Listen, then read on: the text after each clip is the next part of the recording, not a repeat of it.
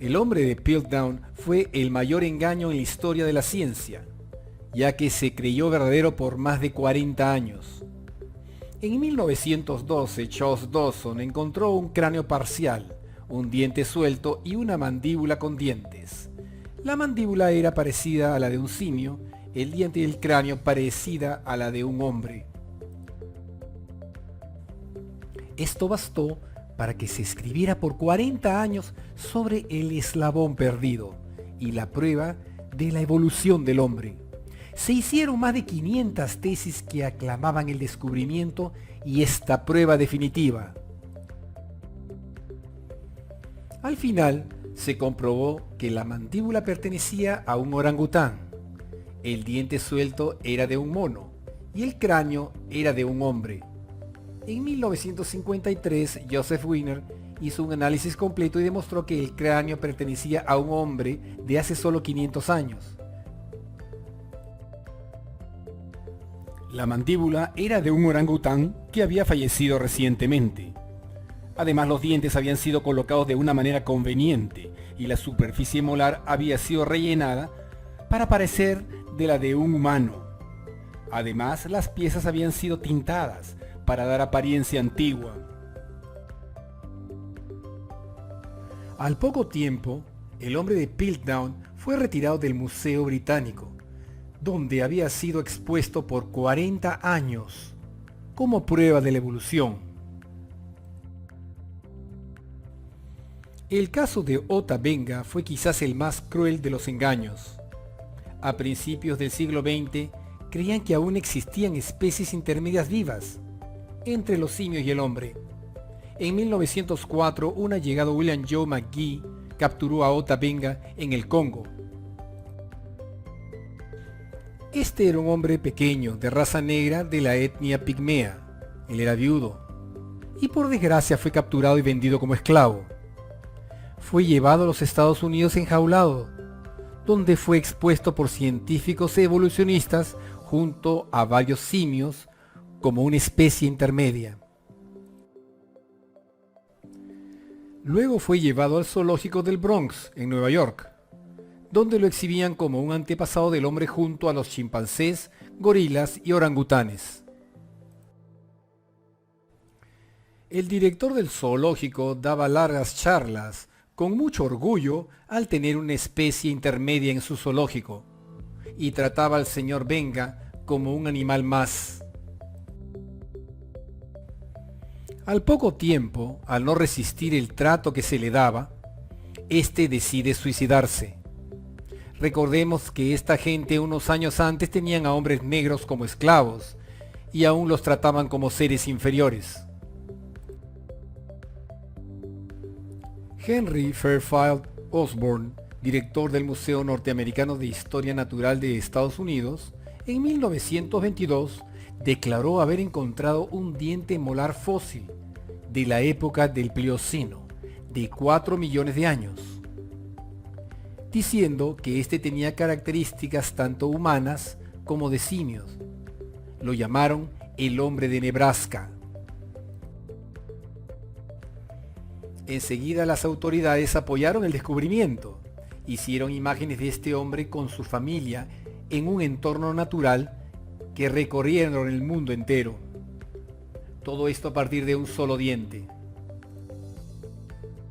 Cuando un investigador, William J. Bryan, criticó estas conclusiones, fue severamente atacado por la comunidad científica, algo que también ocurre en nuestros días.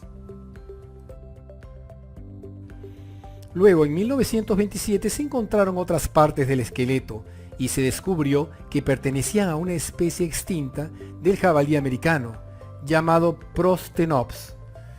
Luego de un tiempo, todos estos dibujos imaginarios fueron removidos de la literatura evolucionista.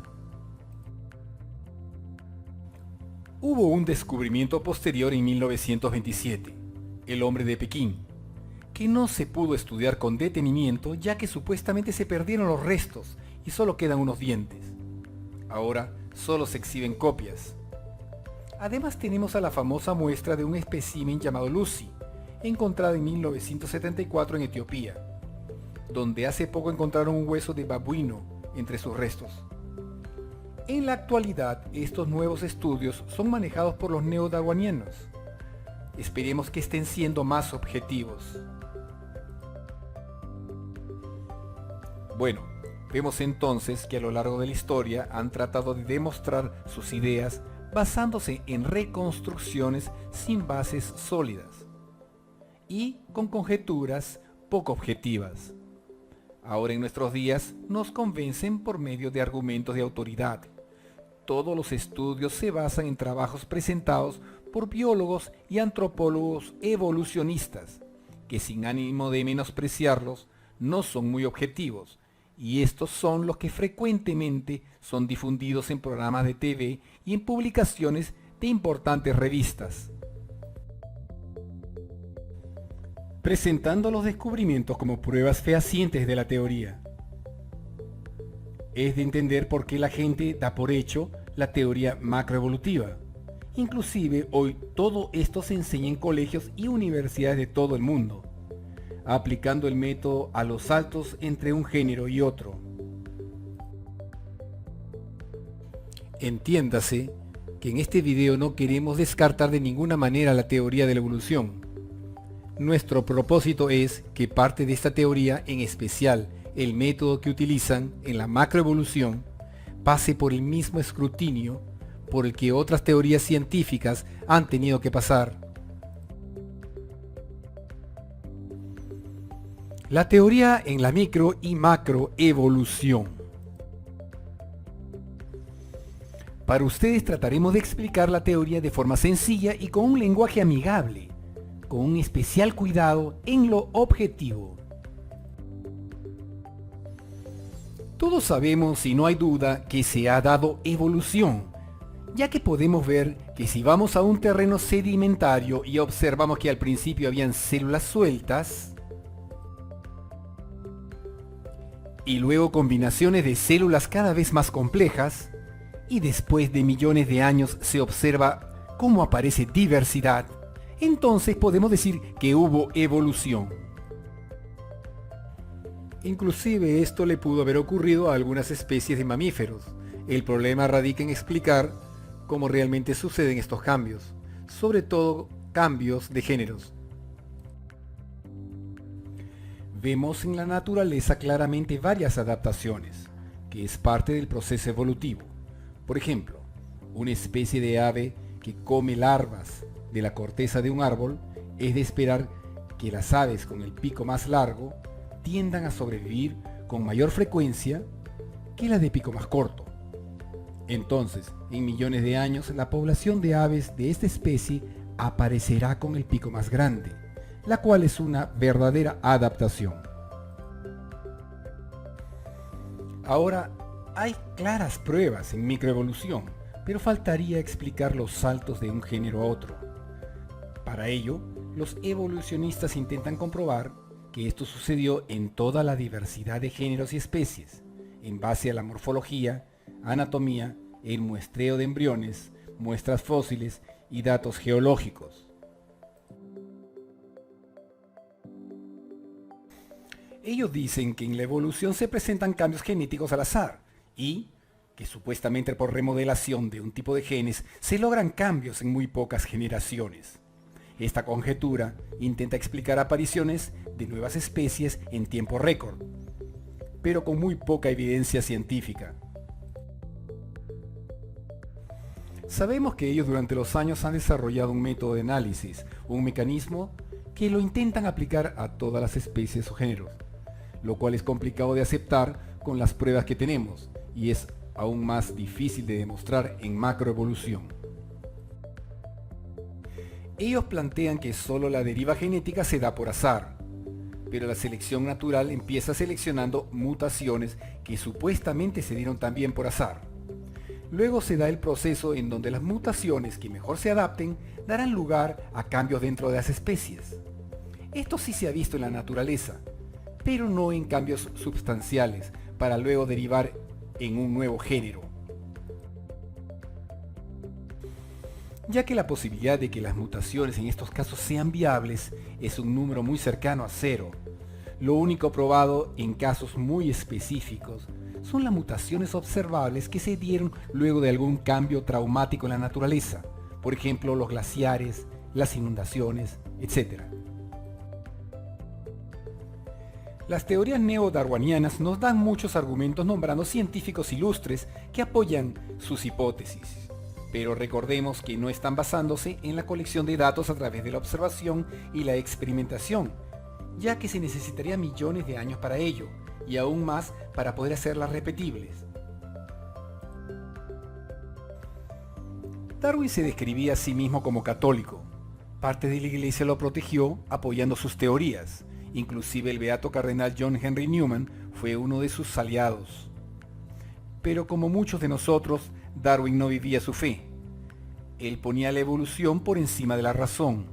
Incluso criticaba a la sociedad por proteger al más débil y por no dejar que la selección natural hiciera su trabajo, algo que no es muy cristiano. Desde que Darwin lanzara esta teoría, el mayor problema de los evolucionistas es la falta de pruebas reales de la llamada formas intermedias. Si esto ocurrió como dicen, las rocas estarían llenas de fósiles con criaturas en semidesarrollo entre un género y el otro. Además hubieran encontrado seres con órganos deficientes, los cuales no existen. La ingeniería genética ha conseguido hacer mutaciones en laboratorios, pero como se sabe, estas mutaciones no fueron del todo funcionales. Lo único que han demostrado es que para que estos cambios se realicen, se necesita la intervención de un ser inteligente, no una mera selección natural, deriva genética o azar. El gran Ernst Boris Chain, premio Nobel y uno de los padres de la penicilina, dijo: decir que el desarrollo de los más aptos es consecuencia de la evolución no se basa en la evidencia.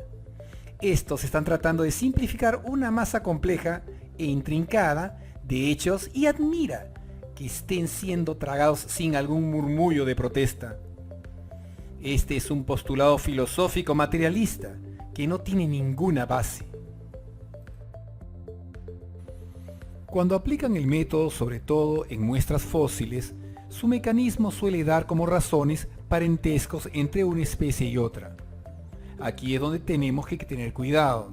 No es lo mismo decir que porque soy hijo de mis padres me parezco a mi hermano, que decir que porque me parezco a alguien, él y yo somos hijos de los mismos padres. Esto es parte del método, esto es lo que nos quieren vender, y muchas veces esto no es necesariamente cierto. Ahora, ya nos explicaron que parte de este método se da por azar, pero ¿a qué azar se refieren? No mezclemos el azar evolucionista con probabilidades azarosas que conocemos en nuestro día a día. En matemática las posibilidades, por más pequeñas que sean, existen, pero en la vida real esto es diferente. No es lo mismo hablar del azar del juego de la ruleta, con una posibilidad de 0.028, a hablar de probabilidades que coquetean fuertemente con el mismísimo cero. Si queremos analizar esta teoría de forma científica, tendremos que hacerlo junto con el azar. Pero, ¿es el azar una fuerza física? No. ¿Se puede hacer un experimento para medir el azar en la evolución? No. ¿Pueden poner azar en una ecuación? No. ¿Es una propiedad de la materia? No. Entonces, podemos decir que al proponer el azar como la explicación de esta parte del proceso, es solo una manera de establecer que están tratando de relacionar cosas que entre sí no tienen ninguna relación causal o lógica.